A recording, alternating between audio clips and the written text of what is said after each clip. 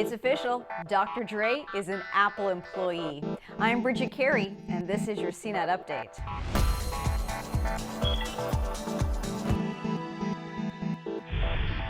Apple and Beats will be making music together. Apple announced that it paid $3 billion to own Beats. And with it, Apple gets the secret sauce to the new streaming service, Beats Music. It seems that streaming music is the core reason Apple purchased Beats. With the deal, Apple also owns the popular headphone brand, but Beats are not exactly the best headphones out there. The streaming music, however, that's an area Apple needs to beef up. You have Spotify, Songza, and Pandora all growing in popularity.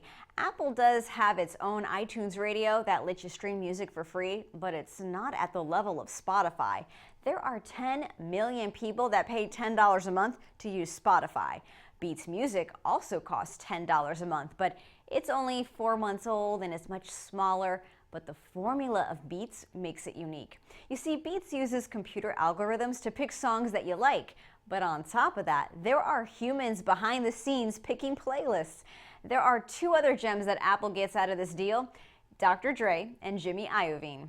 The co-founders of Beats are now Apple employees. Having them around could give Apple fresh perspectives on digital music. Jimmy Iovine is a famous record producer and a man with many connections in the industry. He's good to have on your team if you're creating music products. There's still much to be seen on how these two brands will co-mingle. For now, nothing's changing with Beats headphones, and nothing's changing with the Beats music apps on Android and Windows Phone, which is kind of funny because this means for the first time, Apple will run apps that you can download outside of iTunes. Streaming music isn't the only focus for Apple. Next week is WWDC, and that's Apple's big conference for developers. There's a 2-hour keynote presentation on Monday. That's when Apple's going to introduce new products. Chances are it's going to be mostly about software, so you'll hear about the new operating systems like iOS 8 and an update to OS 10 for Macs. We're also expecting to hear about HealthBook, which is some sort of mobile app for keeping track of your health and fitness data in one place. There have been reports Apple's also working on a way to control your smart home appliances, such as the lights and the thermostat. We heard Apple will not be showing off new hardware, so don't expect to see an iWatch. But you never know, Apple could always surprise us.